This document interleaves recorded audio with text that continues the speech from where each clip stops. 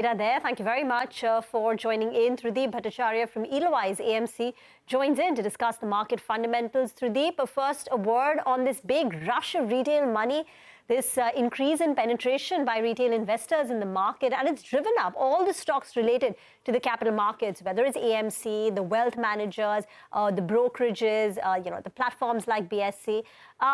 Do you think this is still an attractive opportunity? Are these stocks a buy? Which one would be the top one? So first of all, good morning. Thanks for having me on your show, and congratulations on completing 25 years. We actually complete 24 years. We entered our 25th year, but we wanted to celebrate this year and the next year. Okay, so hope you have many more years of adding value to investors over time.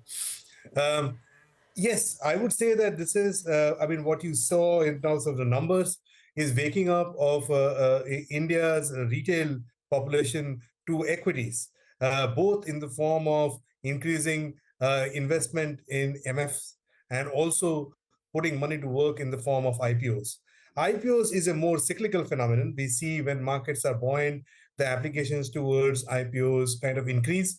I think if you ask me, while everything is hunky-dory good, on the SME IPO, probably there is a word of caution in there. But barring that, the IPO market being healthy is a function of where markets are. But the inflow into MFs has got more structural tinge to it. Courtesy channels like yourself, the awareness of equities and ability for people to invest has gone up, particularly since COVID, I would say. And it has a structural change to it. And I think there's multifold expansion from here. Courtesy this, even while FIIs have been sort of negative on markets for a good while, the domestic flows, inclusive of the pension flows and whatnot, have kept the market steady. So, hang on to it. There is more to come. This is one thing that I would say.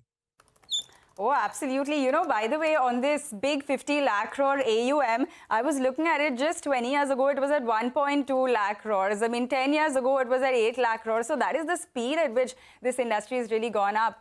But Trudip, talking about the market, if someone is to invest right now, there are a lot of these smaller pockets which have run up a lot, right? Names like defense, railways. Is there anything where you think that, it still looks very attractive and you would still get in at these higher levels? I would actually point out to something that we've added recently over the last 3-6 months to our portfolios, which is exposure to the power sector. And I think overall what we notice is that courtesy lack of investments on the power side, the next 3-5 years will see power deficit come by in a good bit. And hence, various elements of the power spectrum, whether it's power generation, utilities, renewables, and a combination of all of this, over the last 3-6 months, we have added good exposure to this. I think they still have good round of earnings upgrades still behind them, and hence the stock should do well even from here. So that's one. Second area that we've added over the last 3 to 6 months is IT. We think that one of the themes that we reckon might actually come through in 2024 is bottoming out of global growth rates. And as that happens, as we see 1 year further, which is 2025, IT services might be an area to keep an eye on. Of course, this is not very immediate. Immediate quarter numbers might continue to still languish. And maybe a couple of quarters as well. But something to look out for the next 6 to 12 months, I would say, is IT. So those would be the two areas that we have added to our portfolios of late. What about, generally the PSU basket, whether it's defense or PSUs in the railway pack, excluding power, what have you made of this relentless one-way power rally that we've seen in the PSU stocks? Would you have the courage to add on or even stay invested, or does it make sense to book profits because the valuations are now pricing in high growth, for the next 10, 15 years? And there is always a risk to that. I would particularly, in a fair point, I would say, let's look at the defense opportunity. At the moment, versus where the government wants to be in the name of Atmanirbhar Bharat and whatnot, we are nowhere there. So, in fact, so much so that some of the companies that we track have got their 20-year order book full, which means that over the next at least 10, 15 years, they could see mid-double-digit growth coming through, and there will be still more work to do. So in that context, yes, the stocks have gone up. We have actually, in the context of defense, taken a particularly favorable view towards the PSUs.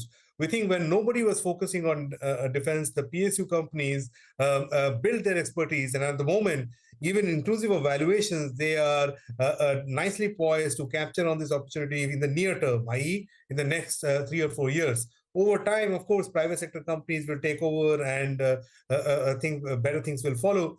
But immediate opportunity, I think, inclusive of valuations, I would say still looks a little decent when it comes to PSUs.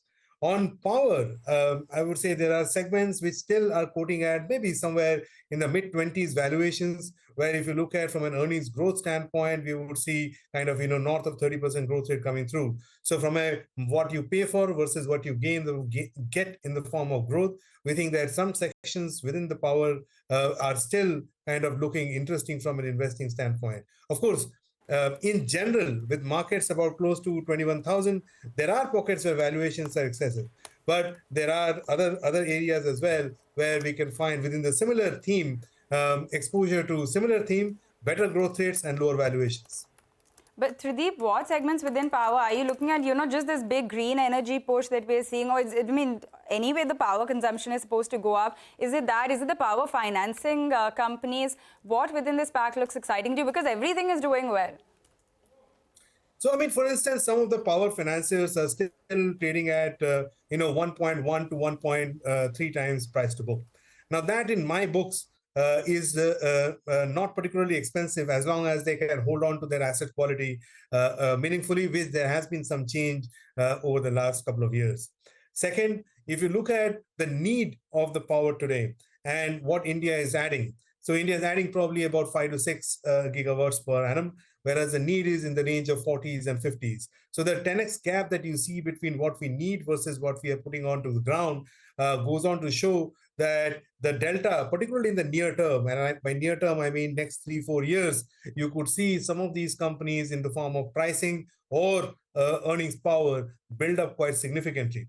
So I think every sector goes through a period of supernormal earnings. Maybe the power sector over the next 2 to 3 years will see something similar come through. And hence, as I pointed out, some segments still have reasonable valuations. So worth worth investing on.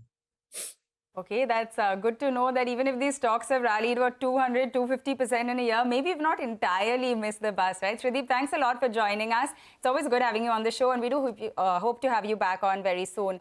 On that note, we're going to get on to a short break, but on the other side, there's lots more market action that we're tracking. We're also going to talk about the sugar stocks, which have been in the limelight. Stay tuned for all of those details.